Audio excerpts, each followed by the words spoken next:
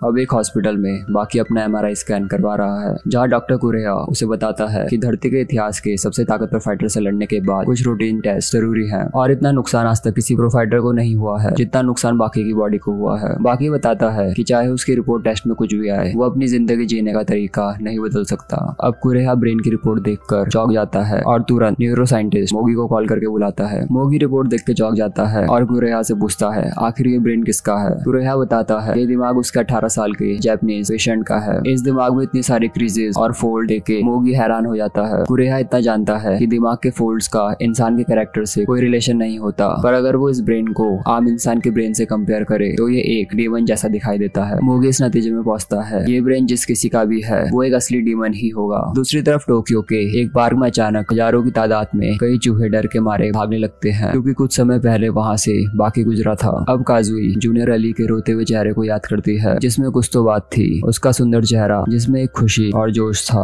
अचानक सब कुछ खो बैठा। उसका अभिमान, गौरव, अहंकार, गुरूर, सब कुछ। उसके बहते आंसू, टपकती नाक, लार सब एक जगह जमा हो गए, जिसे देख के काजुई को अच्छा महसूस हो रहा था। काजुई खुद से सवाल करती है क्या उससे गलती हुई थी? शायद नहीं। न जाने वो कितनी देर ऐसे ही रहे और कुछ देर बाद उसके सारे कपड़े उसके आंसू से गीले हो गए। जूनियर अली उसका शुक्रिया करता है कि उसने बुरे वक्त में उसका साथ दिया। वो काजुई से सवाल करता है कि उसने उसे गले क्यों लगाया, क्योंकि उसे ऐसा लग रहा था जैसे उसने पूरे दिल से उसे गले लगाया है। काजुई बताती है उसे खुद समझ नहीं आया उसने ऐसा क्यों किया, पर अगर वो उसकी माँ होती तो उसे ऐसे ही गले लगाती। जूनियर अली कहता है वो उसका बॉयफ्रेंड तक नहीं है, जिसके जवाब में काजुई कहती है वो इसे उसका प्यार समझ सकता है। जूनियर अली समझ नहीं पाता जब वो बॉयफ्रेंड गर्लफ्रेंड नहीं है तो ये उसका प्यार कैसे हो सकता है। काजुई बताती है प्यार के लिए किसी रोमांटिक लव का होना जरूरी नहीं, यही होती है माँ की ममता, जिसमें माँ आपसे बदले में कुछ नहीं चाहती। जूनियर अली समझ जाता है काजुई क्या कहना चाहती है। बाकी के लिए जो वो महसूस करती है वो माँ का प्यार नहीं है और वो उससे सच्चा प्यार करती है। मैच और लड़की दोनों हारने के बाद जूनियर अली वहाँ से उदास होकर चले जाता है। अब प्रेजेंट सीन में बाकी काजुई के घर के बाहर टकराता है। बाकी कहता है उन दोनों को एक दूसरे से मिले काफी लंबा समय हो गया है, जिस पर काजुई कहती है वो काफी बिजी थी। इस पर बाकी ताना मारते हुए सवाल करता है जूनियर अली के साथ, जिसके जवाब में काजुई भी कुलसाने के लिए कहती है कि वो उसके बिना बहुत खुश थी। बाकी भी ताना मारते हुए जवाब देता है उसे भी ऐसा ही लग रहा था। ये सुनकर काजुई जोर से बाकी को किक मारते हुए कहती है वो बस मजाक कर रही थी। बाकी जोर जोर से हंसने लगता है। उसके लिए काजुई का खुश रहना ही जरूरी है, चाहे वो उसके साथ रहे या उसके बिना। इसका ये मतलब नहीं बाकी उसके साथ रहना नहीं चाहता, वो आज भी चाहता है दोनों हमेशा एक साथ खुश रहें। अब एक गली में कुछ गुंडे बाकी का वॉलेट छीनने की कोशिश कर रहे थे। वो अब चाकू निकाल कर उसे मारने ही वाले होते हैं। बाकी की बॉडी से निकल रही एनर्जी को देख उस गुंडे को ऐसा महसूस होता है जैसे उसके हाथ का चाकू एक चाबी के छल्ले जितना छोटा हो गया है। तभी अचानक वहाँ कुरियागावा आ जाता है और उन गुंडों को कहता है अगर वो यहाँ टाइम पे नहीं आता तो आज वो टूटी हड्डियां और फूटे मुंह के साथ यहाँ से निकलते। और ये सुन वो गुंडे वहाँ से भाग निकलते हैं। अब एक रेस्टोरेंट में कुरियागावा बाकी को कहता है उसकी माँ का बदला लेने का वक्त आ गया है। बाकी बताता है इस बात को 5 साल हो गए हैं और वो एक ही सवाल बार बार खुद से पूछता है क्या वो उनसे सच में नफरत करता है, क्या उसे सच में अपनी माँ का बदला उनसे लेना चाहिए। कुरियागावा कंफ्यूज हो जाता है आखिर बाकी ये सवाल क्यों पूछ रहा है। बाकी बताता है उसकी माँ और माँ उसे बिल्कुल अलग थी। एमी आकेजावा की शादी एक बड़े अमीर परिवार में हुई और वो अपना जीवन बड़ी खुशी से बिता रही थी, पर एक दिन उसकी मुलाकात दुनिया के सबसे ताकतवर इंसान से हुई और उस दिन से सब कुछ बदल गया। उसने लोगों को मरता पीटता देख ये महसूस किया कि वो इसे देख के एंजॉय कर रही है और उसके अंदर की छुपी क्रूरता को यूजिरो हानमा ने पहली नजर में पहचान लिया। यूजिरो एमी को गले लगाता है और उससे एक बच्चे की मांग करता है। बाकी के पालन पोषण की जिम्मेदारी उसकी माँ की थी। उसने बाकी को टॉप लेवल के कोच, टॉप लेवल की ट्रेनिंग दी ताकि वो एक बेस्ट फाइटर बन पाए, लेकिन ये सब उसने इसलिए किया क्योंकि उसे इस दुनिया के सबसे ताकतवर इंसान यूजिरो हानमा का प्यार जीतना था। उसे बाकी की परवाह नहीं थी। उसके लिए यूजिरो का प्यार माँ बेटे के प्यार से कई बढ़कर था और बाकी बस एक जरिया था जिससे वो अपने प्यार तक पहुंच सकती थी। दूसरी तरफ यूजिरो ये चाहता था बाकी इतना ताकतवर बन जाए कि वो उसका मुकाबला कर पाए। यूजिरो एमी को चेतावनी देता है अगर बाकी उसका मुकाबला नहीं कर पाया तो वो उसे भूल जाएगा और हमेशा के लिए अपने सारे रिश्ते उससे तोड़ लेगा। एमी को भी प्यार की जरूरत थी और वो अपने बेटे पे उसके कमजोर होने पर अपना सारा गुस्सा उतारती है। बाकी अपनी माँ से सवाल करता है अगर वो उसके पति को हरा दे तो क्या वो उसे प्यार करने लगेगी, क्योंकि बाकी भी अपनी माँ का प्यार चाहता था। बाकी कुरियागावा को बताता है वो मुश्किल से ही होश में था, पर उसने सब देखा कैसे यूजिरो ने उसकी माँ को कस की ताकत से गले लगाया, जिससे वो दर्द के मारे रोने लगी और ये आंसू खुशी के थे क्योंकि उसकी ख्वाहिश आखिर में पूरी हो गई। कुरियागावा दुखी होते हुए कहता है उसकी ख्वाहिश उसकी जिंदगी के साथ पूरी हो गई, लेकिन उसे अपनी माँ को खुश करने या अपने फादर की रिस्पेक्ट कमाने के लिए नहीं बल्कि अपने लिए जीना होगा। उसे ये फैसला करना होगा उसे असल में अपनी लाइफ में क्या चाहिए। बाकी बताता है उसे अपनी माँ के आखिरी शब्द अच्छे से याद हैं। उसके फादर ने उसे इतनी जोर से पंच मारा था कि उसका सर जमीन में धंस गया। तब उसने देखा उसकी माँ दुनिया के सबसे ताकतवर आदमी के सामने खड़ी हो गई और उसे कस के पंच मारा और उसे फाइट की चुनौती दी। और सब जानते हैं यूजिरो पे हाथ उठाना और उसे चुनौती देने का क्या नतीजा होगा। बाकी की आंखों से आंसू बहने लगते हैं क्योंकि उसकी माँ ने उसके लिए अपनी जान दांव पे लगाई। वो सिर्फ बाकी के लिए लड़ी और उनके आखिरी शब्द उसे अच्छे से याद हैं और अब वो खुशी खुशी मर सकता है जो उन्होंने उसके लिए उस दिन करा। और इसी वजह से बाकी आज तक जिंदा है और उनके कहे शब्द उसे लड़ने की ताकत देते हैं। अब तक ये सारी बातें बाकी ने अपने मन के अंदर दबा के रखी थी, पर आज इन्हें कहकर उसका मन हल्का हो गया। बाकी को अब यह एहसास हो गया अपने फादर से आगे निकलना और उन्हें हराने का जज्बा उसे अपनी माँ की कुर्बानी की वजह से पैदा हुआ है। अब बिस्किट ओलिवा अपनी ताकत आजमाने के लिए यूजिरो को बुलाता है। ओलिवा उस पर अटैक करने के लिए बढ़ता है लेकिन यूजिरो एक पंच में उसे सीधा दीवार में फेंक डालता है। ओलिवा अपने मसल की ताकत का यूज करता है लेकिन यूजिरो की ताकत के आगे वो सीधा भी खड़ा नहीं हो पाता और हार जाता है। दूसरी तरफ जापान के प्राइम मिनिस्टर को ये समझ नहीं आ पाता बाप बेटे की सिंपल लड़ाई में देश के अप्रूवल की क्या जरूरत है। डिफेंस मिनिस्टर उसे समझाता है यूजिरो इस दुनिया का सबसे ताकतवर इंसान है जिसे कोई नहीं रोक सकता। प्राइम मिनिस्टर समझ नहीं पाता आखिर एक आदमी से सब डर क्यों रहे हैं। डिफेंस मिनिस्टर बताता है यूजिरो पिछले प्राइम मिनिस्टर को मारने पहुंच गया था क्योंकि वो उसके खिलाफ खड़े हुए थे। 100 से भी ज्यादा हथियारों से लैस पुलिस वाले भी उसे रोक नहीं पाए और उस दिन उसने अकेले पूरे देश के सिस्टम को हिला डाला। प्राइम मिनिस्टर के सुनकर होश उड़ जाते हैं। यूनाइटेड स्टेट के प्रेसिडेंट ने भी यूजिरो के साथ ट्रीटी ऑफ फ्रेंडशिप साइन की है। दूसरी तरफ कैप्टन स्टेरिडम अपने साथियों को लड़ने की ट्रेनिंग दे रहा है। वो मुए थाई फाइटर मार्क को लड़ने के लिए बुलाता है और उसको जान से मारने के लिए कहता है। मार्क जैसे ही उसको मारने के लिए बढ़ता है कैप्टन उसके नाजुक हिस्से में किक मार उसे ढेर कर डालता है। कैप्टन अब एक एक कर हर फाइटर को धूल चटाता है। वो उन्हें रियल फाइट और रिंग फाइट का अंतर समझाता है और बताता है उन्हें जंग में हर पैतरों का इस्तेमाल करना पड़ेगा। कैप्टन अब लड़ाई से पहले की तैयारी कर रहा है और आज रात वो यूजिरो को चुनौती देने वाला है। अब पता चलता है असल में यूजिरो ने ही कैप्टन को ये कहा था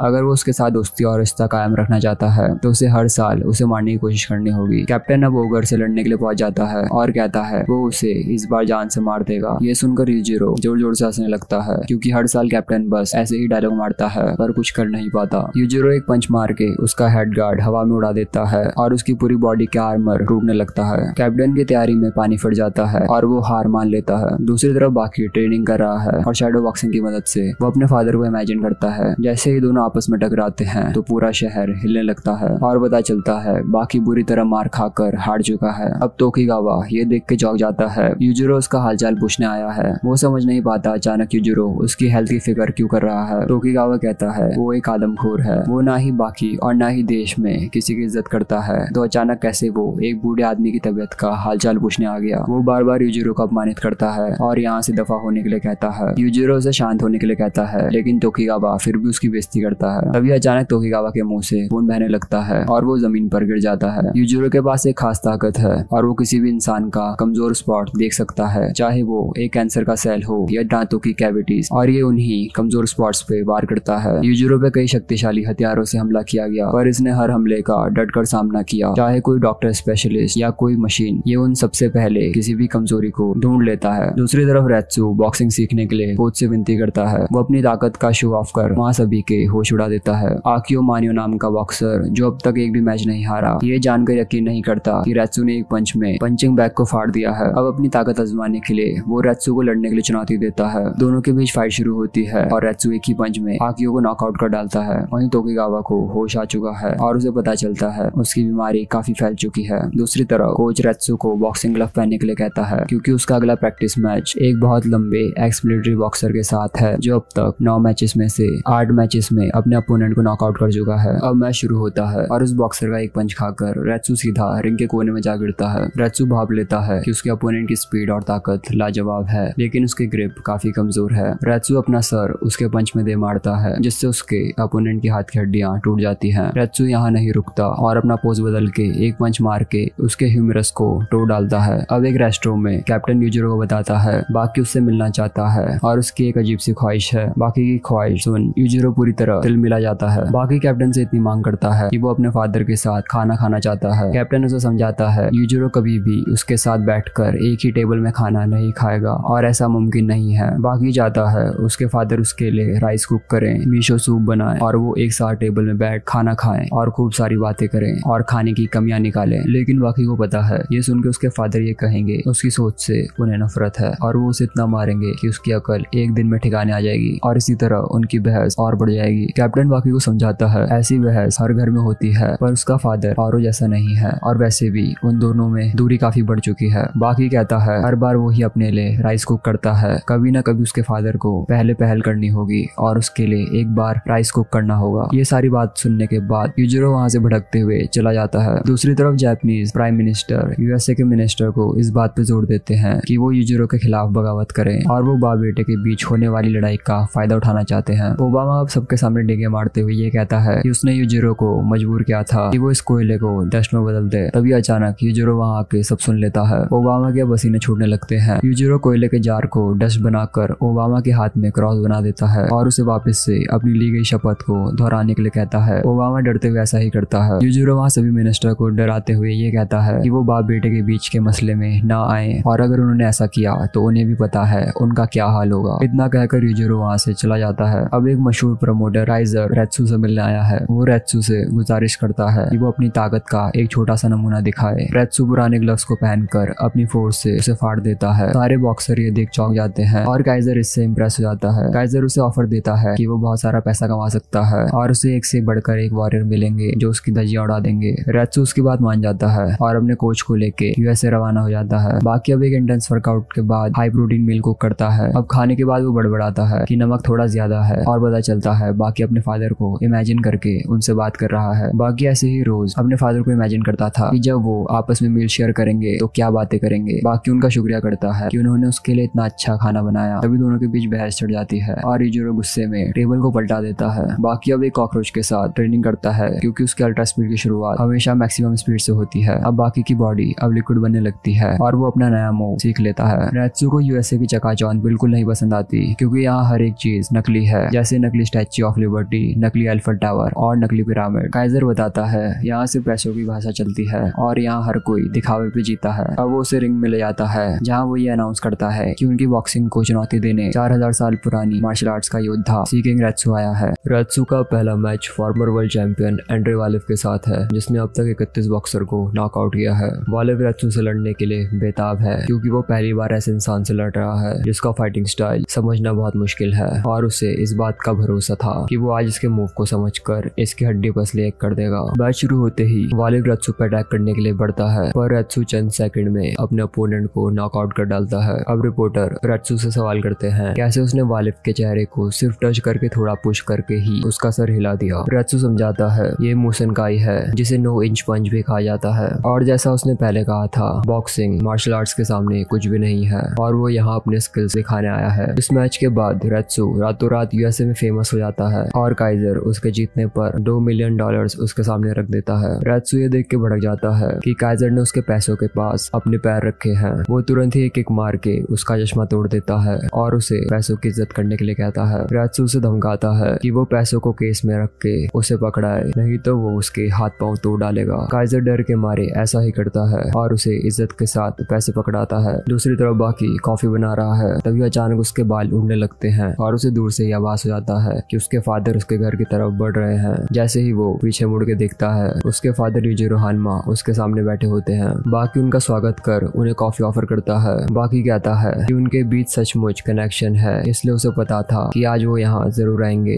इसलिए उसने पहले ही 2 कॉफी तैयार करके रखी थी। बाकी ये देख के हैरान हो जाता है कि उसके फादर सचमुच में उसकी बनाई कॉफी पी रहे हैं। यूजिरो बाकी को कहता है वो यही चाहता था ना कि वो उसके साथ एक टेबल पे बैठे। बाकी का सपना आखिरकार सच हो रहा था और वो अब सोच रहा था क्या वो उनके ऊपर टेबल पलट डाले। यूजिरो अब सवाल करता है क्या उसे अपने फादर से डर लगता है, जिसके जवाब में बाकी कहता है कि उसकी पूरी जिंदगी में ऐसा एक पल भी नहीं है जब उसे अपने महान फादर यूजिरो हानमा से डर न लगा हो। बाकी कहता है उसे डर लगता है, वो घबरा भी जाता है, वो उन्हें बहुत मानता भी है और इज्जत भी करता है, लेकिन इन सब के बावजूद उसे उनसे सख्त नफरत है। यूजिरो ये सब सुन सवाल करता है अगर वो उससे इतनी नफरत करता है तो उसका खात्मा क्यों नहीं कर देता। बाकी बताता है वो उन्हें मारना नहीं चाहता, वो बाप बेटे हैं, लड़ने के लिए दिन और समय तय करना, ट्रेनिंग करना कौन से बाप बेटे ऐसा असल में करते हैं। वो सिर्फ इतना चाहता है कि वो हर बाप बेटे की तरह साथ रहे और शायद एक दिन उनका झगड़ा भी होगा और वो एक बड़ा मुद्दा बन जाएगा और शायद तब दोनों के बीच फाइट भी शुरू हो जाए और दोनों के अंदर जो नफरत दबी हुई है वो अचानक फट के बाहर आ जाए। यूजिरो समझ जाता है बाकी क्या कहना चाहता है और अगर वो चाहता है ऐसा हो तो क्यों ना वो आज ही ऐसा कर डाले। बाकी चौंक जाता है ऐसा होने वाला है। यूजिरो कहता है उसकी हिम्मत कैसे हुई कि उसने उसे इतनी घटिया कॉफी पिलाई। बाकी ये देख के हैरान हो जाता है कि उसके फादर यही चीज कर रहे हैं, एक छोटी सी बात पे बहस ताकि उनकी लड़ाई हो जाए। बाकी ये कहते हुए तुरंत अपने फादर से माफी मांगता है कि वो इतनी दूर से उससे मिलने आए हैं और उसने इतनी बेकार सी कॉफी उनके सामने रख दी। ये देख यूजिरो की बोलती बंद हो जाती है। बाकी कहता है वो जानता है उसके फादर नाटक कर रहे हैं, भला कोई एक कॉफी के लिए कौन लड़ता है, एक बहस होने के लिए बड़े मुद्दे का होना जरूरी है, और वैसे भी अगर कॉफी इतनी बेकार होती तो वो 2 घूंट में उसको नहीं घटक जाते। अब यूजिरो बताता है वो उसे अब तक समझ नहीं पाया है, परिवार के साथ बैठने और एक साथ खाने में उसकी कोई दिलचस्पी नहीं है। अब बाकी अपने फादर से कहता है कि वो चाहता है कि वो उसके लिए कॉफी बनाए। वो उन्हें उकसाते हुए कहता है एक बेटा अपने बाप के हाथ की बनाई कॉफी भी नहीं पी सकता। यूजिरो खड़ा हो जाता है और एक डरावनी लुक के साथ जवाब देता है कि यूजिरो हानमा उसे कॉफी जरूर पिलाएगा। वो टेबल को उठा लेता है और कहता है कि अगर उसे यूजिरो हानमा के हाथ की कॉफी पीनी है तो उसे जबरदस्ती बनवानी पड़ेगी। अब वो टेबल को बीच से तोड़ते हुए कहता है कि उसे यूजिरो हानमा के गले को कसकर पकड़ उसे कॉफी बनवानी पड़ेगी, और अगर वो मना करे तो उसे इतना मारना कि वो मजबूर होकर उसके लिए कॉफी बना दे। अगर उसके हाथ की कॉफी पीनी है तो उसे इतनी ताकत का यूज करना होगा जैसे वो एक पेड़ को 2 टुकड़ों में तोड़ रहा हो, और अगर बाकी ने ऐसा कर दिया तो वो उसके लिए राइस भी बना देगा। इतना कहकर यूजिरो वहां से निकल जाता है। बाकी अंदर से खुश हो जाता है कि ये तो बहुत आसान है, और वो अंदर ही अंदर अच्छा महसूस करने लगता है। बाकी भागते हुए जाता है और अपने फादर को रुकने के लिए कहता है। वो उन्हें उकसाते हुए कहता है कि घर के दरवाजे को इस तरह पटक कर मत जाया करो। यूजिरो इवल मुस्कान के साथ कहता है कि वो अगली बार इस बात का ध्यान रखेगा। उस वक्त बाकी के मन में बार बार ये ख्याल आ रहा था कि वो अपने फादर को अभी इधर बुलाकर ठीक से दरवाजे को बंद करने के लिए कहे, पर ऐसा करने से बात बिगड़ सकती थी, इसलिए वो खुद को रोक लेता है। दूसरी तरफ कुरेहा टोकिगावा को बताता है कि उसे इलाज की सख्त जरूरत है क्योंकि उसकी बीमारी दिन प्रतिदिन बढ़ रही है, लेकिन टोकिगावा इलाज से इनकार कर देता है। अब रास्ते में अचानक चिहारू शिवा बाकी का रास्ता रोक उसे लड़ाई के लिए चुनौती देता है। चिहारू अब बाकी पे हमला करने के लिए बढ़ता है, लेकिन बाकी एक पंच में उसे नीचे गिरा देता है। असल में हानियामा ने चिराहू को ऑर्डर दिया था कि वो बाकी से जाकर लड़े। चिहारू वापस खड़ा होता है और कहता है कि कहने के लिए तो बाकी दुनिया का सबसे ताकतवर फाइटर है, पर वो तो एक नाजुक कली निकला। बाकी चिहारू को आखिरी चेतावनी देते हुए कहता है कि अगर वो उस पर दोबारा हमला करेगा तो इस बार वो उसके साथ नरमी से पेश नहीं आएगा। चिहारू फिर से उस पर हमला करने के लिए बढ़ता है, लेकिन बाकी उसके मुंह को पकड़ उसे फेंक डालता है। चिहारू को कोई अंदाजा नहीं वो उसके सामने कितनी देर तक टिक पाएगा, लेकिन वो एक बार फिर उस पर हमला करने की कोशिश करता है और दोबारा मार खाता है। अब चिहारू अपने फ्लैशबैक को याद करता है कि हानियामा ने ये बात कही थी कि वो बाकी से लड़ने के लिए काबिल है। दूसरी ओर काइजर रेत्सु को 36 साल के बॉक्सर जो क्रूजर के बारे में बताता है, जो पिछले कई सालों में एक भी मैच नहीं हारा है। वहीं मोहम्मद अली भी रेत्सु से मिलने आता है और उसे चेतावनी देता है कि उसे स्मोकिंग जो से बचकर रहना पड़ेगा क्योंकि उसने कभी धुएं से फाइट नहीं की है। अब रेत्सु को समझ नहीं आता न जाने क्यों स्मोकिंग जो को देख उसे डर क्यों महसूस हो रहा है। अब दोनों के बीच फाइट शुरू होती है और स्मोकिंग जो के पंच को डिफेंड करने के बाद भी रेत्सु की बॉडी को दर्द महसूस होता है। अब दोनों एक दूसरे को पंच करते हैं और रेत्सु सीधा नीचे गिर जाता है। रेत्सु को समझ नहीं आता उसने उसे अपरकट मारा था और उसी समय स्मोकिंग जो ने उसे हुक मारा तो उसे नुकसान क्यों नहीं पहुंचा। रेत्सु ने अपनी ट्रेनिंग के समय कई बार ग्लव्स का यूज किया है, लेकिन उसने पहली बार उसकी ताकत को महसूस किया है। ग्लव्स पहनने से इंसान दर्द से बच जाता है, लेकिन ग्लव्स के भारी वजन से जितना नुकसान ब्रेन को होता है वो सिर्फ हाथों के मारने से भी नहीं होता। रेत्सु को ऐसा महसूस होता है जैसे कोई बड़े हाथों से उसके दिमाग को हिला रहा है। न तो बाकी और न ही पिकल उसके दिमाग को इस तरह हिला पाया है। रेत्सु को एहसास होता है कि ग्लव्स एक हथियार की तरह काम करते हैं और यही है बॉक्सिंग की असल ताकत। अब रेफरी की काउंटिंग के बीच रेत्सु किसी तरह खड़ा हो जाता है। दूसरी तरफ चिहारू बाकी को लड़काने उसके घर पहुंच जाता है। बाकी उससे सवाल करता है कि वो क्यों उससे लड़ना चाहता है, जिसके जवाब में चिहारू कहता है वो उसकी प्रैक्टिस करवाने आया है। चिहारू जैसे ही उस पर अटैक करने के लिए बढ़ता है, बाकी एक चाटे में उसे नीचे गिरा डालता है। बाकी कहता है वो कमजोर है और वो अब उससे नहीं लड़ेगा। इतना कहकर वो अपने घर के अंदर चला जाता है। चिहारू दोबारा लड़ने के लिए खड़ा हो जाता है। बाकी को पता चल जाता है कि वो फिर से लड़ने के लिए खड़ा हो गया है। वो जैसे ही अपने शू पहन दरवाजा खोलने के लिए आगे बढ़ता है, तभी अचानक से जोरदार पंच दरवाजा तोड़ते हुए बाकी के चेहरे पे जा लगता है। असल में चिहारू के कान इतने तेज हैं कि उसने बाकी के कदमों की आवाज से पता लगा लिया कि उसने जूते आधे पहने हैं, और इस मौके का फायदा उठाकर वो बाकी को पेल डालता है। चिहारू अब घर के अंदर घुस जाता है और नाजुक कली को पकड़कर सीधा घर के बाहर फेंक डालता है। बाकी को एहसास हो जाता है कि चिहारू के पास लड़ने की टेक्निक नहीं है, पर उसके अंदर खूब सारी ताकत है। असल में उसके लड़ने की टेक्निक बहुत ही अलग है। दूसरी तरफ रेत्सु को अपने आसपास की हर जगह हिलते हुए दिखाई देती है और वो किसी किसी तरह अपने अपोनेंट के वार से खुद को बचा लेता है। अब रेत्सु को याद आता है कि उसने ट्रेनिंग के दौरान ऐसा महसूस किया था। उसके मास्टर उसे टोफू का एग्जाम्पल देते हुए बताते हैं जब कटोरे को बाहर से मारा जाए तो उसके अंदर का टोफू जोरों से हिलने लगता है। वैसा ही कुछ दिमाग के साथ होता है, जब उसे बाहर से जोर से पंच किया जाए तो वो जोरों से हिलने लगता है। रेत्सु के साथ ऐसा ही हुआ था। वो अपने लड़ने का पोज बदल लेता है और उसके हर हमले को डॉज करने लगता है। स्मोकिंग जो फिर भी अपने लड़ने का तरीका नहीं बदलता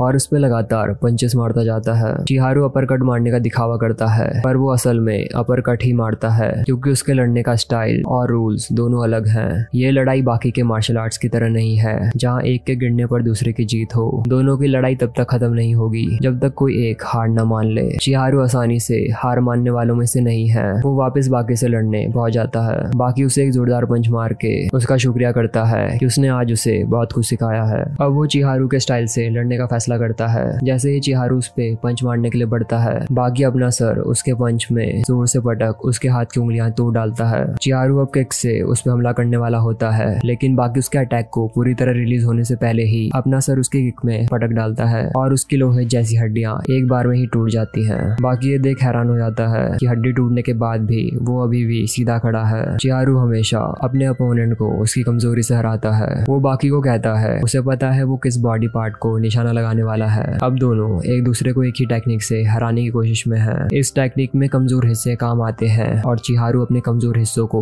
अपना हथियार बना लेता है। हमारे चेहरे पे नाक, गाल, होठ जैसी मुलायम चीजें हैं और इन्हीं पर वो अपने अपोनेंट को मारने देता है। यही है उसकी सबसे बड़ी चाल। वो अपने कमजोर हिस्से को आगे कर लेता है ताकि सामने वाले का हाथ टूट जाए। अगर उसके जख्मी हाथ पर कोई जोर से हमला करता है तो वो उसे रोकता नहीं है, बल्कि उसे तब तक मारने देता है जब तक उसका मन न भर जाए। अपनी कमजोरी को अपना हथियार बनाना चिहारू शिवा की असल टेक्निक है। बाकी उसे कहता है कि वो अब उसकी आंखों पे हमला कर कर दिखाए। बाकी तेजी से उसकी तरफ बढ़ता है और इससे पहले चिहारू अपनी मुट्ठी बंद कर पाता, बाकी अपनी आंखों से उसकी उंगलियां तोड़ डालता है। वहीं रेत्सु पंच खाने के बाद रिंग के एक कोने में गिर जाता है। रेत्सु को काकू की कही सीख याद आती है कि अगर किसी हिलती चीज को रोकना है तो उसे उसके साथ हिलना होगा। रेत्सु काउंटडाउन होने से पहले खड़ा उठता है। वो अपने कोच से सलाह मांगता है कि उसे क्या करना चाहिए। कोच उसे सलाह देता है उसे अपनी पूरी जान लगानी होगी। ये बात सुन रेत्सु जोश से भर जाता है और स्मोकिंग जो को पंच मार घुटनों में बैठा देता है। स्मोकिंग जो वापस खड़ा होता है और रेत्सु एक बॉक्सर की तरह उसका डट कर मुकाबला करता है। वो रिंग के ऊपर से कूद गोल घूमते हुए उसको पंच मार के गिरा देता है। रेत्सु अब लगातार उसको पंच करता है, लेकिन स्मोकिंग जो के काउंटर अटैक के सामने वो नहीं टिक पाता।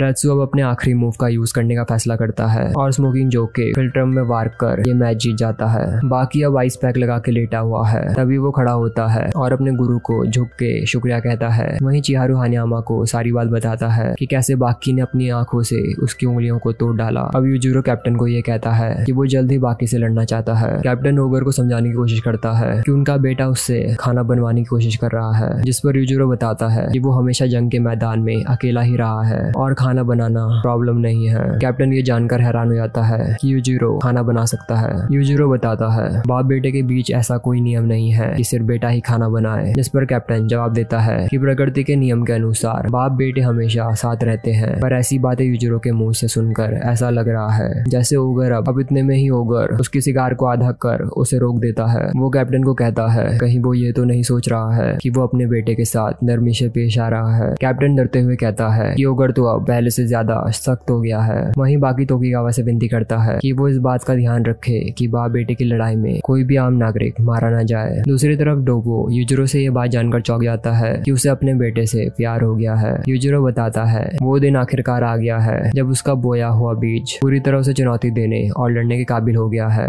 अब डोबो को समझ आ जाता है कि वो इस प्यार की बात कर रहा था। यूजुरो बताता है वो पूरा दिन बाकी के बारे में सोचता है। वो कोई भी काम करने बैठता है तो उसे उसका ही ख्याल आता है और उसे आजकल एक सपना बहुत आता है जिसमें बाकी उसे हरा देता है। डोबो उसे पूछता है क्या उसे सच में ऐसा लगता है बाकी उसे हरा सकता है, जिसके जवाब में यूजुरो हंसते हुए कहता है कि उसे सपना इसलिए ही कहते हैं क्योंकि वो सच नहीं हो सकता। अब खाना बनाते वक्त बाकी को आभास हो जाता है कि उसके फादर घर की तरफ आ रहे हैं। वो तुरंत खाना बनाकर टेबल में सजा देता है। जैसे ही उसके फादर घर में घुसते हैं वो उनका स्वागत करता है। अब बाकी ये देख के चौंक जाता है कि उसके फादर खाना शुरू करने से पहले अपना सर झुका रहे हैं। वो सोच में पड़ जाता है आखिर उसके फादर ने किसके लिए सर झुकाया है, खाना खाने के लिए या फिर ऊपर वाले के लिए या किसानों के लिए या फिर किसी के लिए नहीं। पर वो तुरंत समझ आता है कि उन्होंने सर उसके आगे झुकाया है। अब यूजुरो डांटते हुए कहता है ये अच्छा नहीं है। उसका ध्यान खाते समय सिर्फ खाने पर होना चाहिए। जो वो खा रहा है उसे वो देखे और उस खाने की इज्जत करे। बाकी हैरान हो जाता है क्योंकि उसने अपने फादर को कभी इतने अच्छे से बात करते नहीं सुना। वो सोच में पड़ जाता है कि पूरी जिंदगी वो उनसे नफरत करता रहा, खुद पर मेहनत की ताकि वो उनसे बेहतर बन पाए, पर आज उसे ऐसा लग रहा है जैसे वो उस आदमी को जानता ही नहीं है। जो भी अब तक उसने अपने फादर के बारे में सोचा क्या वो गलत था। बाकी यूजिरो को बताता है उसे आजकल सीवीड बहुत पसंद आने लगा है, इसलिए वो ये कैन वाला ही लेके आता है। यूजिरो बताता है इनमें प्रिजर्वेटिव्स, फूड कलरिंग और बहुत सारे हानिकारक केमिकल होते हैं जो सेहत के लिए बिल्कुल अच्छे नहीं है। पर इसका ये मतलब नहीं कि वो सिर्फ हेल्थी चीजें ही खाए, क्योंकि उसे हर जगह हेल्थी खाना नहीं मिलेगा। उसे अनहेल्थी खाने की भी आदत डालनी सीखनी चाहिए। अपने शरीर को दोनों चीजों के लिए ढालना चाहिए ताकि वो हर चीज को हजम कर सके और उसे कोई तकलीफ ना हो। ये सब बात सुन बाकी सोच में पड़ जाता है कि इससे पहले उसके फादर ने न्यूट्रिशन के बारे में उसे कभी ज्ञान नहीं दिया और उनका ये रूप वो पहली बार देख रहा है। उनके चॉपस्टिक पकड़ने का अंदाज भी परफेक्ट है और उनके टेबल मैनर्स देख बाकी को खुद पे शर्म आने लगती है और उसे अपने फादर पे गर्व होने लगता है। इसलिए वो खुद को रोक नहीं पाता और अपने फादर से पूछता है क्या वो आज के बर्तन धो सकते हैं। अब बाकी एक बार दोबारा पूछता है क्या वो बर्तन धो सकते हैं, जिसके जवाब में यूजिरो कहता है अगर वो उसे रॉक पेपर सीजर में हरा देगा तो वो सारे बर्तन धो डालेगा। अब गेम के रूल के अनुसार देखा जाए तो बाकी ये गेम जीत जाता है, पर ताकत के मुताबिक यूजिरो की सीजर बाकी के स्टोन को काट डालती है और बाकी मुंह फुलाते हुए बर्तन धोने लगता है। अब जाने से पहले यूजिरो बाकी को अपने साथ डिनर के लिए इनवाइट करता है। बाकी अब बड़े से होटल में पहुंच नर्वस हो जाता है क्योंकि उसने जगह के हिसाब से गलत कपड़े पहन लिए हैं। अब वो ये देख चौंक जाता है कि आज उसके फादर ने फॉर्मल सूट पहना है। यूजिरो डांटते हुए बाकी को समझाता है जब भी उसे किसी बड़े होटल में जाना हो तो उसे एक सूट जरूर पहनना चाहिए। वो 18 साल का हो गया है फिर भी उसे इतनी अकल नहीं आई है। बाकी माफी मांगते हुए कहता है उसे ये सब सिखाने के लिए कोई नहीं था, जिस पर यूजिरो भड़क जाता है कि वो उसे ताना मार रहा है। बाकी कहता है उसे लोगों से अच्छी तरह बात करना, अच्छे से पेश आना, कॉम्प्लीमेंट्स देना और सही तौर तरीके, उसे ये सारी चीजें कभी सिखाई नहीं गई। इसके बजाय ताकतवर बनना है, बॉडी बनानी है। यूजिरो हानमा ने किसी न किसी के हाथों बस अपने प्यारे बेटे के लिए यही मैसेज भिजवाया और कुछ नहीं। यूजिरो अपने गुस्से को काबू करते हुए बाकी को बैठने के लिए कहता है। बाकी आज बहुत खुश हो जाता है क्योंकि वो अपने फादर के साथ बाहर खाना खाने आया है। वो आज पहली बार टेबल्स मैनर्स भी सीख रहा है। अब डिनर खत्म होने के बाद बाकी यूजिरो से ये सच जानना चाहता है कि आखिर क्यों उन्होंने उसकी मॉम को मार डाला। यूजिरो भड़क जाता है और कहता है वो अपनी हद पार कर रहा है। बाकी अपनी माँ का बेटा है और उसे ये सच जानने का पूरा हक है। बाकी बार बार ये सवाल पूछ उन्हें उकसाता है और फिर यूजिरो का कॉलर पकड़ उसे सच उगलने के लिए फोर्स करता है। बाकी अब यूजिरो के कॉलर को दोनों हाथों से पकड़ लेता है। उसकी ताकत के कारण शीशों में दरारें आने लगती हैं और पूरी बिल्डिंग हिलने लगती है। यूजिरो फ्लोर पे जोर से पैर मारता है जिस कारण बाकी घूमते हुए चेयर में जा गिरता है। यूजिरो कहता है उसने उस पर हाथ उठाया है और इसका अंजाम वो अच्छे से जानता है। बाकी हंसते हुए कहता है इसे हाथ उठाना कहते हैं, आप भी अच्छे से जानते हैं ये एक मामूली हरकत थी, वैसे भी आप कौन सा डर के मारे सच उगलने वाले हैं। यूजिरो कहता है उन दोनों के बीच लड़ाई होने वाली है और उसने सुना है वो लड़ाई से पीछे हट रहा है, जिस पर बाकी सवाल करता है क्या वो चाहते हैं कि वो पीछे हटे, जिसके जवाब में यूजिरो मना करते हुए कहता है वो उससे लड़ना चाहता है। अब यूजिरो चिल्लाते हुए बाकी को सावधान होने के लिए कहता है और तुरंत उस पर हमला कर देता है। पिछले 4 सालों से बाकी को इस लड़ाई का इंतजार था, लेकिन आज अचानक ऐसा क्या हुआ वो खुद भी नहीं जानता। वो पीछे हटना चाहता है, भागना चाहता है, कहीं छुपना चाहता है। अपने फादर के सावधान कहते ही वो चुपचाप सीधा खड़ा हो गया और जैसे ही वो उसके पास आए बाकी ने भागने की कोशिश करी, लेकिन तब तक देर हो चुकी थी। आखिरकार अपमान का क्षण आ गया और उसके फादर ने जोर का तमाचा उसके पीछे जड़ डाला और वो उड़ते हुए खिड़की से बाहर चला गया। उसने किसी तरह खुद को बचा लिया और उसे तुरंत एहसास हुआ उसके फादर पूरी तरह एक अलग ही लेवल में है। यूजिरो बाकी का हाथ पकड़ लेता है। इसमें उसकी कोई गलती नहीं है, बल्कि गलती उसके हाथ की है जिसने उसके बाप का गिरबान पकड़ा। वो जैसे ही उसके हाथ को चाटा मारने वाला होता है बाकी अपना हाथ पीछे खींच लेता है। बाकी को नालायक औलाद कहते हुए यूजिरो उसे एक जोर की किक मारता है और वो उड़ते हुए दीवार के पार चला जाता है। बाकी को समझ आ गया उसके फादर उससे फाइट नहीं कर रहे बल्कि उसे सजा दे रहे हैं। यूजिरो वहाँ मौजूद सब लोगों से माफी मांगते हुए कहता है उन्हें ये सब देखना पड़ रहा है, पर अपने बेटे को सजा देना बहुत जरूरी है। वो बाकी का मुंह पकड़ कहता है वो उसे डिसिप्लिन सिखा रहा है। बाप बेटे का रिश्ता ही कुछ ऐसा है, जितना भी सुधारना चाहो उतना ही बिगड़ता रहता है। बाप बेटे से आगे निकलना चाहता है पर उसका बाप भी कभी ऐसा होने नहीं देगा, क्योंकि बाप बाप होता है। यूजिरो बाकी को लेके कूद जाता है और लग्जरी कार के ऊपर इस तरह लैंड करता है जैसे वो कोई तकिया हो। यूजिरो कहता है उसने उसके साथ खाना खाया है, चाय भी पी है और अब लड़ने का समय है। बाकी उनसे मदद मदद मांगता है कि वो उठ नहीं पा रहा है। यूजिरो उसे उठाने के लिए हाथ बढ़ाता है और बाकी उनका हाथ पकड़ सीधा थप्पड़ जड़ देता है और उसे ऐसा महसूस होता है जैसे उसने किसी विशाल पत्थर को छुआ हो। यूजिरो बुरी तरह भड़क जाता है और उसे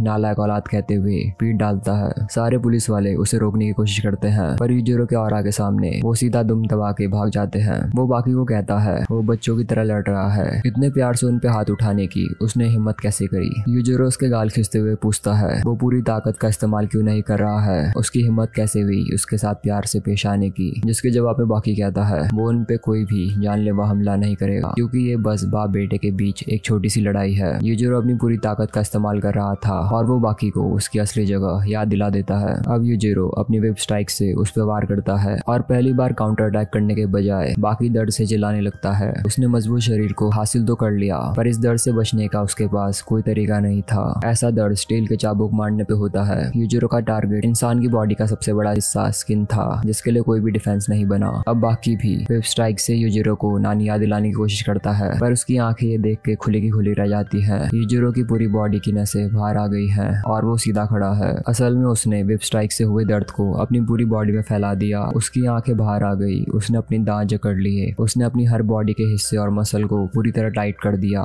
दूसरे शब्दों में समझा जाए तो उसने अपने मसल फाइबर्स को एक साथ फ्लेक्स कर उसमें टेंशन पैदा की और एक साथ पूरी बॉडी को टाइट करने के कारण स्किन का दर्द गायब हो गया और कुछ देर में यूजिरो नॉर्मल हो गया। अब बाकी पहली बार सीरियस पोज में लड़ने के लिए तैयार होता है। टोकिगावा वहां आकर उसे ये बताता है कि उसने मिलिट्री को कहकर होटल और आसपास के घरों को खाली करा दिया है, इसलिए अब उनकी लड़ाई से किसी आम आदमी को नुकसान नहीं पहुंचेगा। अब यूजिरो से रहा नहीं जाता और वो बाकी को कहता है एक बाप अपने बेटे की असली ताकत देखना चाहता है तो अब असली लड़ाई शुरू करते हैं। अब बाकी अपने गुरु से सीखे गए मूव का यूज करता है और अपनी पूरी बॉडी को पिघलाने लगता है, यहाँ तक कि अपने सेल्स को भी। बाकी के दिमाग में उसका शरीर पिघलने लगा था, उसके सबकॉन्शियस माइंड में उसके मसल फाइबर्स पिघलने लगे थे, उसकी बॉडी लिक्विड में बदल के भाप बन जाती है और बाकी मैक्सिमम स्पीड हासिल कर लेता है जिसे सिर्फ कॉकरोचेस ही हासिल कर सकते हैं। 270 किलोमीटर प्रति घंटे की रफ्तार से वो अपने फादर पे वार करता है जिसे कॉकरोच टैकल भी कहा जाता है। बाकी एक के बाद एक किक मारता जाता है और यूजिरो कई दीवारों को तोड़ता हुआ दूर जा गिरता है। यूजिरो उसके मूव से इम्प्रेस होता है कि वो इतनी पावर कैसे पैदा कर पा रहा है। वो कहता है उसने काफी अच्छा गुरु चुना है।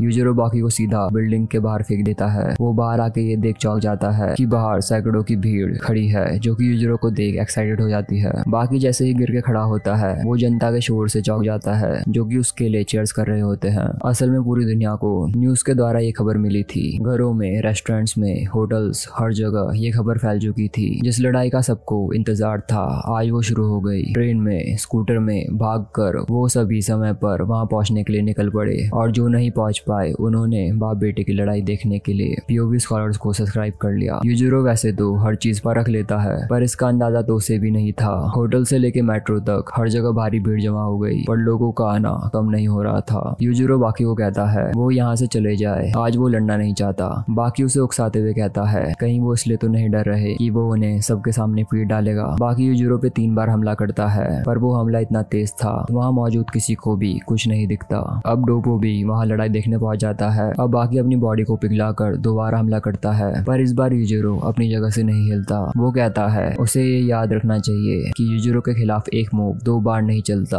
वो बाकी के चेहरे पे जोरदार वार कर उसे दूर फेंक डालता है। अब बाकी की आंखों से पानी बहने लगता है। यूजिरो बाकी को बेरहमी से मारने लगता है और जनता ये देख पूरी तरह घबरा जाती है। बाकी किसी तरह फिर से खड़ा होता है और यूजिरो पे लगातार किक्स मारने लगता है। डोपो उसके लिए बहुत खुश होता है क्योंकि यूजिरो अपने बेटे के साथ खेल रहा है और बाकी को भी तब तक खेलना चाहिए जब तक उसका मन न भरे। उसने आज तक ऐसा बाप नहीं देखा जिसे अपने बेटे के साथ इतना खेलना पसंद हो। अब बाकी को अचानक एहसास होता है उसका दोस्त यहाँ मौजूद है और वो ऊपर से उसे देख रहा है। बाकी अब ऐसे जानवर का पोज लेता है जो टी-रेक्स का सबसे बड़ा दुश्मन है। वहाँ खड़े लोगों को कुछ समझ नहीं आता। वहीं पिकल अपनी तेज आंखों का फायदा उठाकर बाप बेटे की लड़ाई को देख रहा है। बाकी के मूवमेंट्स अचानक अलग लगने लगे थे। उसके पाँव जमीन पर रखते ही वजन महसूस हो रहा था। आंखों में बदले की आग साफ झलक रही थी और वहाँ सभी लोगों को ट्राइसेराटॉप्स की शैडो दिख रही थी। अपने बचपन में यूजिरो हमेशा डायनासोर के बारे में सोचा करता था। बड़े होने पर भी वो उनकी ताकत की कल्पना करता था और आज भी वो उनकी ताकत देखने के लिए बेताब है। अब बाकी ट्राइसेराटॉप्स फिस्ट का यूज करता है और यूजिरो को पूरी ताकत से धकेलते जाता है। सब लोग ये देख के चौंक जाते हैं कि उन्होंने गाड़ी को पलटा डाला है। यूजिरो कहता कहता है उसके 100 किलो के शरीर को आज तक कोई बड़े से बड़ा इंसान नहीं हिला पाया, पर उसके 70 किलो के शरीर ने जमीन तोड़ने के साथ साथ गाड़ी भी पलटा डाली। यह अकेले उसकी ताकत नहीं है, मुझे उस जानवर की ताकत देखकर खुशी हुई। यूजिरो बताता है वो अकेला नहीं है जिसने जानवर का रूप लिया है। दुनिया में उसके जैसे कई मार्शल आर्टिस्ट हैं जिन्होंने कई जानवरों के पोज लिए हैं, पर उसकी नजर में ये नकल करना है। अब बाकी के फादर उसे अपनी ओरिजिनल फॉर्म दिखाते हैं और वहाँ सभी लोगों को एक तेज रोशनी में डेमन की आकृति दिखाई देती है। बाकी को समझ आ जाता है कि लोग उसी का रूप लेते हैं जो उन्हें उनसे ज्यादा ताकतवर लगता है, और इसलिए उसके फादर ने अपना ही रूप लिया है क्योंकि वो इस धरती के सबसे ताकतवर इंसान है। यूजिरो अब हवा में पंच मारता है और उसकी इनविजिबल फोर्स बाकी को छू कर जाती है। वहाँ सभी लोगों को यूजिरो की इनविजिबल ताकत दिखाई देने लगती है। बाकी अब अपने फादर को ये सिखाने की कोशिश करता है कि हम लड़ाई में किसी का रूप किसी को दिखाने के लिए नहीं लेते, बल्कि इसलिए लेते हैं ताकि हम इसे लड़ाई में इस्तेमाल कर सकें। अब सब ये देख के चौंक जाते हैं। बाकी ने यूजिरो को तुरंत नीचे गिरा डाला है। यूजिरो को पहले से पता था उसके बेटे के अलावा कोई भी इतना काबिल नहीं है जो उसे टक्कर दे सके, पर उसे ये नहीं पता था कि उसका बेटा ताकतवर होने के साथ साथ इतना होशियार हो गया है। उसने यूजिरो के सोचने और रिएक्ट करने के बीच के आधे सेकंड के समय में उसके ऊपर हमला करा। इस बात से खुश होकर यूजिरो बाकी को अपने पास बुलाता है ताकि वो उसे सर पर हाथ रखकर शाबाशी दे सके। बाकी को कुछ समझ नहीं आता और उसे लगता है ये उनकी कोई चाल है, पर यूजिरो अपने बेटे को उसकी कामयाबी पर शाबाशी देना चाहता था। डोपो समेत सब लोग ये सुनकर चौंक जाते हैं कि यूजिरो अपने बेटे के सर में हाथ फेरना चाहता है। बाकी की आंखों से आंसू बहने लगते हैं और उसकी कॉलर बोन से ठीक 15 सेंटीमीटर नीचे अचानक अजीब सा दर्द जागने लगता है और उस दर्द को वो खोना नहीं चाहता था। डोपो और तोकीगावा ये देख भावुक हो जाते हैं। पिछले 18 सालों में पहली बार ऐसा हो रहा था जब उसके फादर उसे शाबाशी देने के लिए बुला रहे थे। बचपन से लेके आज तक बाकी को शाबाशी, प्यार, इज्जत इनमें से कुछ भी नसीब नहीं हुआ था। उसे इन चीजों की कभी आदत भी नहीं थी। बाकी कहता है उसके डैड एक अच्छे इंसान नहीं है, वो लड़ाई के बीच उसे शाबाशी देना चाहते हैं। इस पर यूजिरो कहता है इसका मतलब उसे शाबाशी नहीं चाहिए। बाकी रोते हुए बोलता है उसका ये मतलब नहीं था। यूजिरो के हाथ जो कुछ समय पहले लड़ने के लिए उठे थे अब उसे शाबाशी देने के लिए और प्यार से छूने के लिए बढ़ने लगते हैं। और अब ये चाल भी हुई तो बाकी को फर्क नहीं पड़ेगा,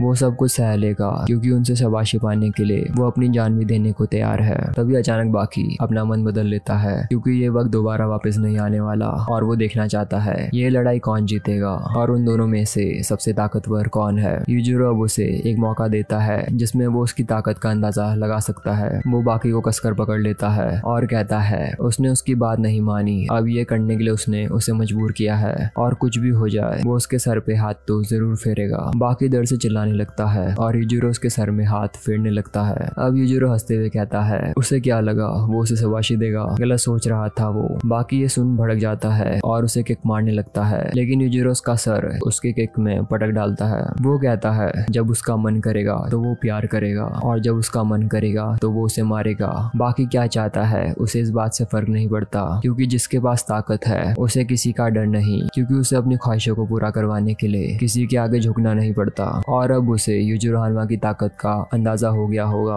अब वो बाकी की धुलाई करते हुए कहता है कि ताकत को किसी की गुलामी करने की जरूरत नहीं, और दर्द के रूप में वो अपने बेटे को एक नई सीख देता है। अब यूजिरो जैसे ही इस लड़ाई का अंत करने वाला होता है पिकल वहाँ आ धमकता है। यूजिरो से देख खुश हो जाता है, लेकिन तभी बाकी उसके चेहरे पे जोरदार पंच मार पिकल का दांत तोड़ डालता है। वो भड़कते हुए कहता है उसने बाप बेटे की लड़ाई के बीच में आने की हिम्मत कैसे करी, वो यहाँ से तुरंत दफा हो जाए। पिकल भले ही डायनासोर के जमाने से है पर वो समझ जाता है उसका दोस्त क्या कहना चाह रहा है, क्योंकि उसे ये सिखाया गया है प्रकृति का नियम है, बीच में आना मना है और ये नियम जंगल का हर जानवर समझता है। अब पिकल चुपचाप एक कोने में शांति से बैठ जाता है। अब दोनों की लड़ाई वापस शुरू होती है। यूजिरो जैसे ही बाकी को किक मारता है वो तुरंत हमले को डॉज कर बच निकलता है। अब दोनों हाथ पॉकेट में डाल बाकी कहता है वो उससे साइज में ज्यादा है और ताकत में भी, इसलिए अगर वो इन दोनों चीजों में उसका मुकाबला नहीं कर सकता तो उसे थोड़ा क्रिएटिव होना पड़ेगा। यूजिरो भी दोनों हाथ पॉकेट में डाल लेता है और अब दोनों में से कौन आधे सेकंड में सबसे तेज और पहले हमला करेगा इस बात का अंदाजा लगाना है। अब दोनों इंतजार करते हैं कौन पहले हमला करेगा,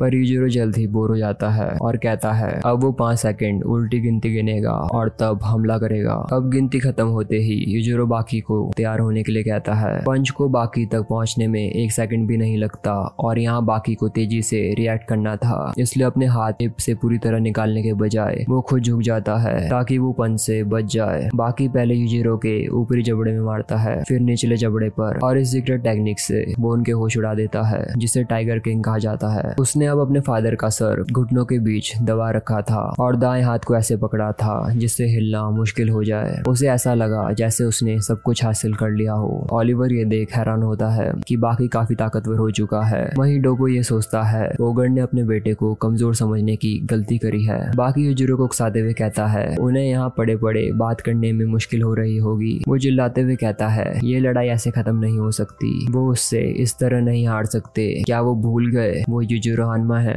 अब यूजिरो ओके का साइन बनाता है और अपना हाथ हवा में उठा लेता है। बाकी कुछ समझ नहीं पाता, तब यूजिरो जमीन में पंच मार वहाँ दरारें बना देता है और सब ये देख के चौंक जाते हैं कि उसने जमीन के अंदर से ही बाकी को पंच मार डाला। बाकी की पैंट गीली हो जाती है और दूसरी तरफ चिहारू हानियामा से कहता है वो बाप बेटे की लड़ाई देखना चाहता है। बाकी दोबारा हमला करने के लिए आगे बढ़ता है पर यूजिरो से हवा में किक मार दूर फेंक डालता है। अब यूजिरो के चेहरे का भाव बदल जाता है और वो बाकी के अंदर सोए हुए हानमा जीन्स को जगाने के लिए उसे मारने का फैसला करता है। यूजिरो की जोरदार किक बाकी को उड़ाते हुए गाड़ी के ऊपर गिरा देती है। उसके एक पंच से उसने अपने बेटे को जख्मी कर डाला और साथ ही गाड़ी के भी 2 टुकड़े कर दिए। देर से ही सही बाकी को समझ आ गया पूरा देश उसके फादर से आखिर क्यों डरता है। तभी अचानक यूजिरो को अपनी आंखों पर विश्वास नहीं होता। उसके फादर यूजिरो हानमा की शैडो पीछे खड़ी है। बाकी अपने दादाजी के चौड़े कंधे देख हैरान हो जाता है। यूजिरो कहता है वो बड़ा हैरान और दुखी है कि उसका बेटा अपने बेटे को हराने में काफी दिक्कत झेल रहा है। वो बाकी को कहता है वो अपने बाप से जीत सकता है। तोकीगावा ये देख हैरान हो जाता है कि बाकी यूजिरो को देख पा रहा है। वो प्रेसिडेंट को बताता है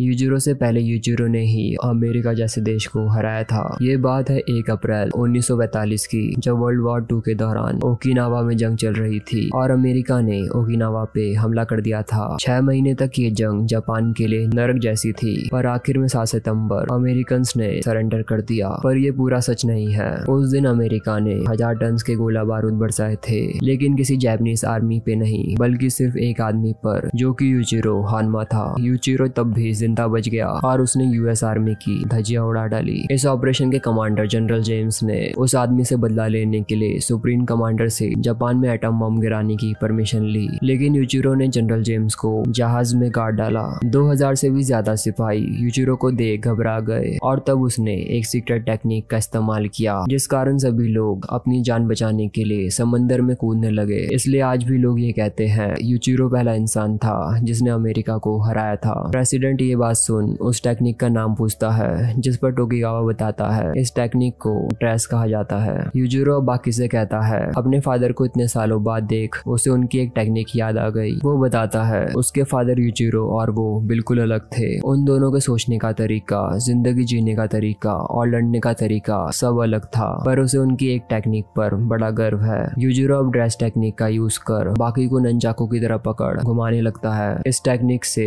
ऐसा सेंट्रीफ्यूगल फोर्स पैदा होता है जिससे दिमाग में खून जमा हो जाता है और फिर हर हिस्से से खून बाहर निकलने लगता है। बाकी को सब कुछ लाल दिखने लगता है और वहाँ आसपास मौजूद लोग भागने लगते हैं। टोकीगावा को यूजिरो के पास सेमी ट्रांसपेरेंट ड्रेस दिखने लगती है। यूजिरो बाकी को कपड़े की तरह गाड़ी के ऊपर पटक डालता है। यूजिरो को पूरा यकीन था उसका बेटा इस हमले को आसानी से झेल सकता है और उसे कुछ नहीं होगा। बाकी का कॉन्फिडेंस बढ़ता है और वो इस हमले को आसानी से डॉज कर लेता है। अब यूजिरो ये देख चौंक जाता है कि जब वो बाकी को गाड़ी के ऊपर पटक रहा था तब बाकी ने अपने आप को बचाते हुए उन पेज पुर्जों को इकट्ठा कर उससे एक खिलौना बना डाला। अब दोनों बाप बेटे एक दूसरे पे खूब सारे पंच और किक्स बरसाते हैं। यूजिरो बताता है वो बहुत बोर हो गया था और अपनी जिंदगी से तंग आ चुका था। वो 5 कैदी जिन्हें मौत की सजा मिली थी एक साथ उसे दिख रहे थे और उन सभी को हार का स्वाद चखना था, क्योंकि वो जानना चाहते थे कि किसी से हारना क्या होता है। यूजिरो उनकी बात समझ सकता था क्योंकि वो भी आज तक नहीं हारा। उसे ऐसा महसूस हो रहा था वो एक पहाड़ के शिखर पे खड़ा है और उसके आसपास दूर दूर तक कोई नहीं है, लेकिन यूजिरो रुकना नहीं चाहता था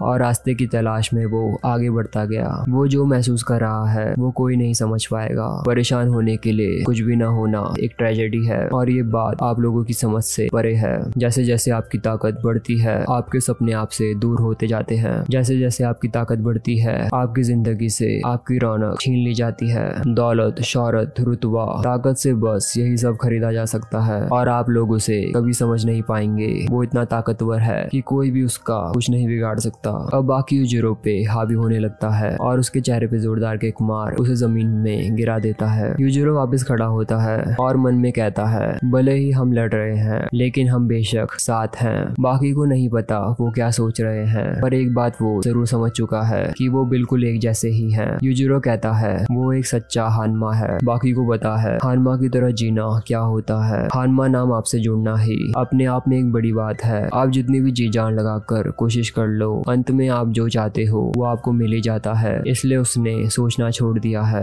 बाकी यूजिरो को दोबारा पंच मारता है और कहता है उनका ख्याल वो ही रखेगा। वो पूछता है क्या वो अभी तक जिंदगी से बोर नहीं हुए। यूजिरो बताता है जिंदगी से बोर होकर ही वो जापान छोड़कर दूसरे देशों में गया। उसने धरती के आखिरी छोर तक ट्रैवल किया, हर तरह के मार्शल आर्टिस्ट से फाइट करी, एथलीट्स, राक्षस, बड़े बड़े जानवर, हथियारों से, अंडरवर्ल्ड से, यहाँ तक कि पूरे देश की फौज से भी। पर किसे पता था उसे एक छोटे बच्चे से लड़कर इतना सुकून मिलेगा जो कि उसका ही खून है। बाकी पूछता है जब एक छोटे बच्चे के हाथ खिलौना लगता है तो वो क्या करता है। वो बच्चा उसे देख पहले खुश होता है, फिर उसके साथ खेलता है, फिर बोर होकर उसे तोड़ देता है। सब लोग ये सुनकर चौंक जाते हैं और समझ जाते हैं कि वो उन्हें मारने वाला है। तभी अचानक वहाँ कोजुए आ जाती है और कहती है दुनिया के सबसे ताकतवर बाप और बेटे की लड़ाई हर कोई बस यही देख रहा है, पर अब बहुत हो चुका है। अगर मारना है तो मारो, नहीं मारना तो रुक जाओ। पहले वो पंच मारते हैं, फिर शिकायत करते हैं, फिर तुम 2 किक मारते हो, फिर रोने लगते हो। कोजुए कहती है सभी ये बेहुदा लड़ाई देखकर बोर हो चुके हैं। वहाँ सभी लोग ये देख के चौंक जाते हैं आखिर ये लड़की कौन है।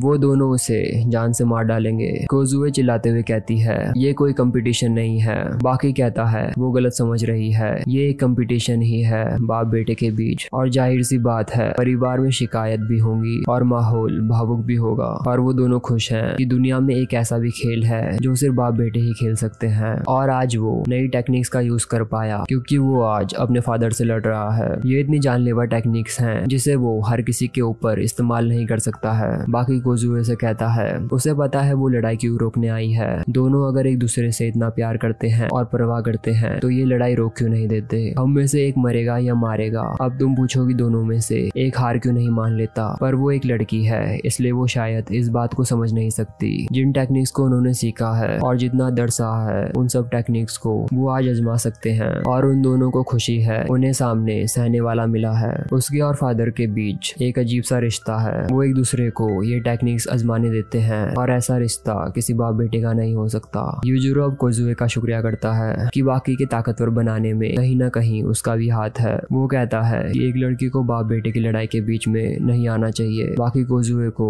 रास्ते से हटने के लिए कहता है पर वो इनकार करती है। पर बाप बेटे बिल्कुल भी नहीं रुकते और एक दूसरे की तरफ टूट पड़ते हैं। हर कोई लड़ाई के अंत का बेसब्री से इंतजार कर रहा था। दोनों एक दूसरे पे पिछले कई घंटों से लगातार हमला कर रहे हैं। क्या ये नफरत है? आज कई बाप बेटे इस लड़ाई को देख रहे हैं और उन्हें समझ आ गया है कि ये बाप बेटे की लड़ाई नफरत की वजह से नहीं बल्कि ये उनकी तमन्ना है। लड़ते लड़ते बाकी यूजिरो के कंधों पे बैठ चुका है और उसके हाथ अपने फादर के सर पर हैं। वो इस रात को कभी नहीं भूल सकता क्योंकि आज उसकी तमन्ना पूरी हो चुकी है। यूजिरो बाकी से पूछता है ठीक है। बाकी हंसते हुए पूछता है उनका क्या मतलब है। यूजिरो कहता है वो ये बात नहीं कह पाएगा क्योंकि ये कहना इतना आसान नहीं है। हर कोई जो वहाँ मौजूद था देख सकता था अंत करीब है। यूजिरो बाकी से कहता है समय आ गया है। वो सब जो करना चाहता था क्या उसने कर लिया है। बाकी हाँ कहता है और अपने फादर को पीछे से पकड़ घुमा के पीछे पटक डालता है। यूजिरो अब अपने दोनों हाथ से बाकी के फेस पे जोर से मारता है जिस कारण वो बहरा हो जाता है। यूजिरो कहता है वो इस लड़ाई को यहीं खत्म कर रहा है। वो उसे सीख देता है कि अपने हर उंगली को बंद करते हुए उसे फीस्ट बनाना है जो कि दुनिया का सबसे जरूरी हथियार है और यही उसकी ताकत है जो हमेशा उसकी रक्षा करेगा। बाकी को याद आता है ये सीख उसके फादर ने उसे बचपन में दी थी। अब दोनों एक दूसरे पे लगातार पंचेस बरसाने लगते हैं। वहीं जैक हानमा ये टीवी में देख चिल्लाते हुए कहता है कि वो भी अपने डैड से लड़ना चाहता है। यूजिरो अपने दोनों हाथ खोल सामने खड़ा हो जाता है और बाकी को पंचेस मारने देता है। अब यूजिरो इतनी जोर से बाकी को गले लगाता है कि उसकी सारी पसलियां टूट जाती हैं और इतने सालों में ऐसा पहली बार हुआ था जब यूजिरो ने अपने बेटे को गले लगाया था, ठीक वैसे ही जैसे 5 साल पहले बाकी की माँ को मारते समय लगाया था। बाकी की सारी हड्डियां टूट चुकी थी और उसके सारे ऑर्गन को भारी नुकसान पहुंचा था। अब यूजिरो वहां से जाने लगता है पर तभी अचानक बाकी की शैडो उसे किक मार के रोक देती है। बाकी की स्पिरिट भी हार मानने का नाम नहीं ले रही थी। यूजिरो उसे रुकने के लिए बोलता है और फिर तभी वहाँ सभी लोग ये देख चौंक जाते हैं कि महान यूजिरो हानमा अपने बेटे के लिए पहली बार खाना बना रहे हैं। यूजिरो ने मिशो सूप के साथ टोफू बनाया। ये देख बाकी अपने फादर को शुक्रिया कहता है और यूजिरो भावुक हो गया। कितना सब कुछ हो जाने के बाद भी बाकी उसे डैड कहकर बुला रहा है। सभी ये देख चौंक जाते हैं और भावुक हो जाते हैं। दोनों साथ बैठकर खाना खा रहे हैं। सूप पीने के बाद बाकी अचानक टेबल पलटा देता है और यूजिरो उस टेबल और खाने को पकड़ने लगता है। बाकी कहता है उसने अपने फादर को बचा लिया है। यूजिरो ये बात समझ जाता है कि बाकी क्या कहना चाहता है।